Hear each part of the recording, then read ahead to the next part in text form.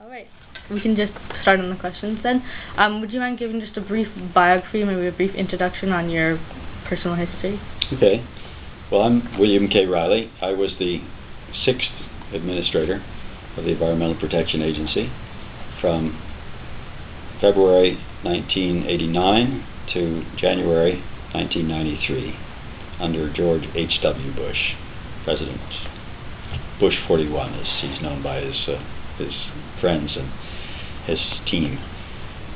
My history with EPA was, however, somewhat extensive even before then. I was at the White House in 1970 through 1972, working on the Council on Environmental Quality's early initiatives. And I think what best explains the origin of EPA was the personal and political interest that President Nixon had. He, according to someone very close to him, John Whitaker, who was his environmental advisor, he looked at polling data in 1968 before he decided to run for president, and he saw to his astonishment that among the top 3 issues of concern to the people of the United States, including, of course, the war in Vietnam and the economy, was the environment. That was not in his history. He had not seen that before. It had never risen so high in the minds of the public. And according to Whitaker, he said, get out front on the environment. And he also expected that after his first term, after he had been elected, his opponent would be Senator Muskie of Maine, who was chairman of the Committee on Environment and Public Works and a very strong and well-known advocate for environmental protection. When he took office as president, or in the period leading up to that, he had a habit of writing on these yellow pads the things that most mattered to him. And he wrote about 12 or 13 issues of principal concern to him as president. And he drew a line under the top 4. He said, I want the administration to be out front on all of these issues. We want to be forward-leaning. We want to make our name on these issues. Top 4 included, one can imagine, relations with China. And he said the top 4 are issues in which I want to be personally involved in every single facet of the policy. The remaining ones, which included the environment, he said, I don't need to be personally involved, but whenever I am needed to advance the cause, call me in and I will get involved. So they were priorities for him. Well, he established the Environmental Protection Agency, I think out of a sense that we had, first of all, a chaos of state environmental regulation, and you had a history of states competing with one another by providing relatively lax environmental enforcement. That was a reasonably effective way to attract some certain kinds of industries, particularly the ones that had most pollution issues. That really had received a fair amount of attention, and after some major events, and most notably I think was the river that caught fire, the Cuyahoga River, outside of Cleveland, it began to come to the attention of the public that this problem needed to be addressed in a more serious way. Now, what I think behind that, we had 2 constituencies coming together that previously had operated separately. One was the conservation community, which was concerned with birds, the National Audubon Society, some of those going way back into the 19th century. And that had always been a strong movement, particularly among East Coast, relatively affluent people. Then there was the public health community, which was a different community altogether. People concerned about toxics in the environment, about the impact of bad environment on health, of poor drinking water, and so forth. Well, those movements began to coalesce into what we call the environmental movement. And so you saw a whole rally of new legislation, the Endangered Species Act, new park protection laws, and then the Clean Air Act in 1970 and the Clean Water Act in 1972, both of which occurred on Nixon's watch. He was part of that. He understood it, and he responded to it. Personally, it's not clear that he had that large an investment in the environment. There's one great story where he was complaining to his chairman of the Council on Environmental Quality, Russ Train, down in Florida, about the fact that there were mangroves that were blocking his view when he stayed at his friend B.B. Rebozo's house. And he said that they're useless, they perform no role at all. And at that moment, coffee was being served by Manolo, his personal butler. And he said, "Isn't that true, Manolo? I mean, our view would be much nicer if those mangroves were gone." And Manolo is quoted by Russell Train as having said, "No, Mr. President, when I have a day off down here, I go out and fish. And the fish that I catch have their nurseries in those mangroves. They're very important to the growth and survival of the whole fishing industry. So they're very important to keep around." Apparently, according to Mr. Train, who told me this story, the president just looked on astonished at his butler with his strong opinion on the importance of conserving mangroves. At any rate, Nixon had an excellent record on the environment. He had vetoed the Clean Water Act on economic grounds the first time, but it wasn't because he objected to the new law. He supported it. He simply wanted it toned down in terms of the kind of cost that would entail. The first challenges to EPA were to establish the reputation of being serious, of having power, of being willing to exercise it. And they chose a very important and successful Assistant Attorney General named William Ruckelshaus to be that first administrator, having first, according to my information, offered it to R.J. Miller, who was president of Ford Motor Company. And R.J. Miller had the very good sense to say, look, you can't have an auto company exec come in to run the Environmental Protection Agency, especially not the first time when you're establishing all the new precedents. Ruckelshaus was a law enforcement guy. He knew law. He knew how to make laws understood and to regulate aggressively, and he did. He got the attention of industry. He filed lawsuits very freely where he thought that he needed to show that the new laws he was given had teeth, and he had real power in that Clean Air Act particularly, and he exercised it. Needless to say, there was significant conflict, and there was a standoff, particularly with the auto industry, over the Clean Air Act and a requirement that they develop new technologies to do things that hadn't been done thus far with respect to the reduction of air pollutants, and they had to invent the catalytic converter to do it. It was called a technology forcing characteristic of the law, an unusual feature in regulatory policy. It worked. The auto industry, which had claimed that it was going to be the end of the industry, certainly of any profitability, did fine with the catalytic converter. And I remember when I then, in highlight of my own tenure, was the new Clean Air Act, the amendments of 1990, the auto industry and auto industry CEO said, "We will not claim that this will be the end of the auto industry. We know that you're not going to do that. What we will say, however, is it will add to the cost of an individual car, something like $600 to $700 per car." And so we had a much more manageable debate. It's perfectly reasonable, I think, to explain that, all right, you want to make progress on social policy, it will have consequences. It will cost. There may be somebody that won't be able to buy a car if that's true. You have to be willing to accept some trade-offs. You also have to take with a grain of salt. Sometimes if you give industry 3 or 4 years to develop a technology or to comply with a new requirement, very often they discover they can do it without the added expense that they had expected. So EPA did get the attention of the public. I think one of the first very unusual interventions of EPA, unusual in the sense that the Clean Air Act had really been conceived as a health measure, not as a biological diversity or conservation measure. But one of the initiatives that Ruckelshaus was responsible for was banning DDT in the United States. Well, that was not done for you or me so much, it was done for the birds. And that showed a broad ecological sensitivity. It really said to the country, we're not just concerned with public health, we're concerned with the health of the planet. We're concerned with the health of and the integrity of the systems that support life, the natural systems. There were also important measures to protect wetlands. I drove those very hard because my president had run on a platform. He had said, no net loss of wetlands. Well, that was a policy that came out of an organization I ran, the Conservation Foundation. Needless to say, when I was empowered to enforce it, I did it quite aggressively. And it's very important. I mean, so many parts of the country, Indiana, Florida, other major states, California, have lost 90% of their wetlands. Well, the wetlands are the nurseries for all the fish in the sea, 3/4 of them.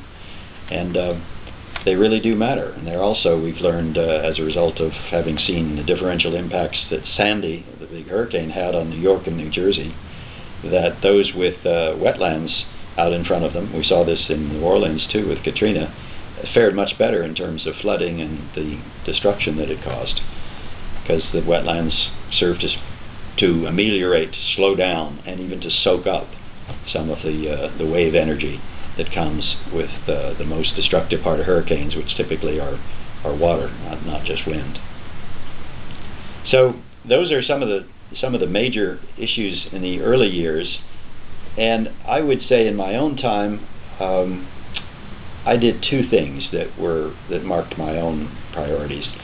One was I established science as the fundamental determinant of health and environmental policy. I appointed a group, one in ecology, one in health, to look at the degree to which my agency and its budget priorities were dealing with the major threats to the environment, health, and ecology of the United States. And the scientists reported back that probably 2/3 of our budget was going for second-order problems, particularly relative to hazardous waste, the Resource Recovery Conservation Act and Superfund. That had received a great deal of publicity in the 1970s, but I cannot count the number of times when I was poised to sign a regulation respecting hazardous waste. I would ask the question, what's the premature cancer death incidence associated with this particular pollutant or business process, industrial process? And the answer would always come back, well, sir, actually, we don't have any mortality data or morbidity data associated with hazardous waste. This is, obviously is something that we want to get out of our ecology, out of our groundwater, out of our industrial processes, but it's not killing people or even probably making them sick based on most of what we know. And I know there are exceptions to that, but relative to the serious pollutants in the air, small particulates, for example, it didn't measure up. That's what I was told by the health group of the scientific community. And on the ecological group, was told that the loss of ecological activities due to acid rain, particularly in the northeast of the United States, and of loss of wetlands and riparian habitat, were really critical to our ecological integrity and systems.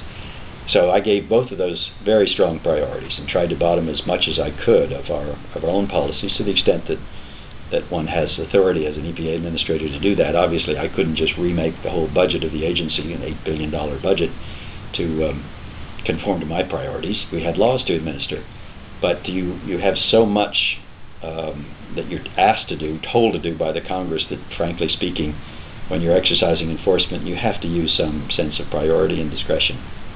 And I certainly did. And we had the strongest enforcement record of any EPA administrator ever before or since. I had brought more actions, collected more fines, assessed more penalties than anyone in the previous 18-year history of the agency, or all of them together, during my 4 years. So George H.W. Bush was as good as his word. He said, I want to be the environmental president. He was. The second thing I did was to internationalize much of our work. No matter how egregious you consider the environment in the United States, spend some time abroad. Go to South America, parts of Mexico, go to Africa, Asia. Look at the water quality that people tolerate. It's very serious in many places. Very serious in Russia, for example. The water quality of public water in St. Petersburg, for example, full of fecal coliform and heavy metals. And those countries learn from, watch, to the degree they can afford to, EPA. EPA is the only agency of its sort that has an automobile laboratory up in Detroit, up in Michigan, that is really expert at determining engine design and pollution control and fuels and their consequences for engine sustainability and longevity. I mean, brilliant work. Also, the same is true for water. The water laboratory in Ohio, Cincinnati. those kinds of resources are of immense consequence and value to the rest of the world. And I used to laugh and say that the prestige of my agency when I was EPA administrator rose with the distance from Washington. The farther away you were, the more revered the agency that I directed. And more than once, I had a minister say to me, "For heaven's sakes, don't relax your NOx standard, nitrogen oxide standard, for example, because ours isn't even close to yours. But to the degree that you relax yours, that will be taken as a new direction, and I'll be under tremendous pressure to relax mine." That's the kind of effect that EPA has. It is a leader worldwide in environmental protection. So I did give a high priority to it. I established a new assistant administrator for international. There had never been one. And also played a significant role, and my agency did, in the design of the North American Free Trade Agreement, so that no country, Canada, Mexico, the United States, could use environmental laxity as a way to attract development and industry, that we would have a platform under our regulations, and any country could have more stringent regulations than another, provided it applied them uniformly to industry in all three, and provided it had some scientific basis for making its judgments. That was a new concept in a trade agreement, never been there before. And I remember on the signing of NAFTA, President Clinton invited 3 Republicans, Carla Hills and Colin Powell and myself, and he cited those provisions as having been attributable to me personally, which was true, and said that's never been seen in a trade agreement. I also met with the European Commissioner for Trade, who was furious at us for establishing new principles, he said, that have never been seen in the history of trade documents, and you will regret that, and those are extraneous to trade. Well, they're not extraneous to trade. I think we were ahead of our time, recognizing that trade is so fundamental, it's so large now, it affects so many countries, and is such an important determinant of the lives of people, whether it's simple labor protections, for example, or health protections, or child labor prohibitions, things of that sort. Environmental protection ought to be in there too, and it is. That's excellent. I think you've hit off like most of my questions. I think I have. Yeah. So I think that the one that I'd like to ask you to address is, what do you think are the biggest challenges that the EPA sees facing forward? Looking to the future, EPA is the instrument that we have for addressing the fundamental planetary threat, and that's climate change. It shouldn't be that way. The Congress should have given us a comprehensive policy that affects not just EPA, but all sectors of the economy that contribute to climate change, all of those that are polluting carbon dioxide.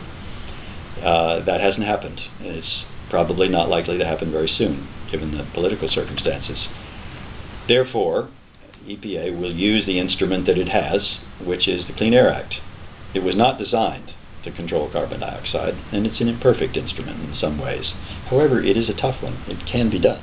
And the President and the administration, quite properly in my view, have chosen to use it during the first Obama term, particularly to impose carbon dioxide controls on new energy sources, new plants that are typically public utilities, electrical generating facilities. They have applied a standard of permit that essentially can be met only by gas-fired power, cannot be met by coal-fired power unless there is also a provision for carbon sequestration, for capturing the carbon and burying it in the ground, or otherwise dissipating it. Now there is a proposal to take that further. In the second Obama term, and the President made clear in his State of the Union that he intends to be quite strong with respect to climate change, to regulate existing coal-fired power. Well, that will be a big deal. I mean, with something like a third of our coal-fired power may end up being shut down or having to convert to gas. It's a good time to do it because the price of natural gas is less than $3. It was a few years ago, 5 years ago, it was $8. It's even been as high as 12 or 13.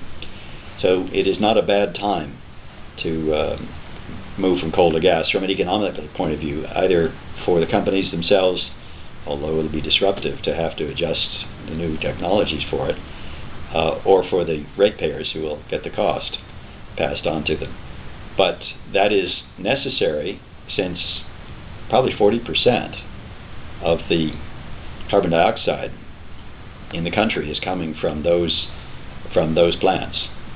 It's a very significant percentage, and if you don't regulate that, it's difficult for me to see how you achieve the president's goal of getting a 17% reduction in greenhouse gases generated by 2020, which is what he promised at the United Nations conference in Copenhagen. I am very encouraged that we now are up to more than 10% of that, more than 10 of the 17 reduction. And one large reason we're there, aside from the fact that we have had a downturn in the economy, but even as we're coming back, we are a cleaner country in terms of generating electrical energy than we were before because of natural gas. And natural gas is providing the margin that will get us to that goal that the president set for 2020. And of course, the way that natural gas is being developed is through shale gas, through fracturing, through horizontal drilling. It is serving a very marvelous purpose, an intermediate purpose, because eventually, obviously, we're going to have to eliminate a lot of natural gas too if we're going to have as clean an economy as scientists say we must have in order to keep the temperature from rising too high. But for the moment, we ought to be very pleased, I think, and consider ourselves fortunate that industry did develop the technology that's giving us plentiful and cheap natural gas, and that can be used to displace coal. Definitely agree. So I think that you hit on your highlights. You definitely hit on the major successes of the Clean Air Act, RCRA, and the Clean Water Act. But can you just talk briefly about how you approach the cost-benefit equation during your tenure? Well, cost-benefit is an important instrument of regulatory policy. It's required by executive order of all the presidents, really, and it's monitored and policed by the Office of Management and Budget. You can't just submit a regulation that has astronomical costs associated with it to the Office of Management and Budget, get that cleared through the group that reviews regulations there. I tended to look very closely at cost benefit, and you know, my major concern as I dealt with a lot of it was that you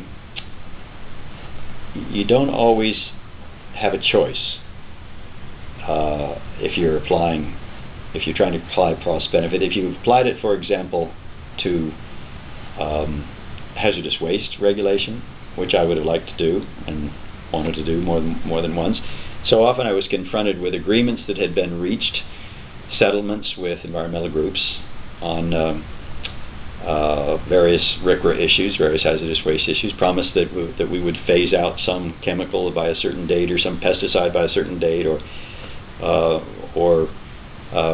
do something that, from the point of view of the economics, looked just dumb and hard to justify.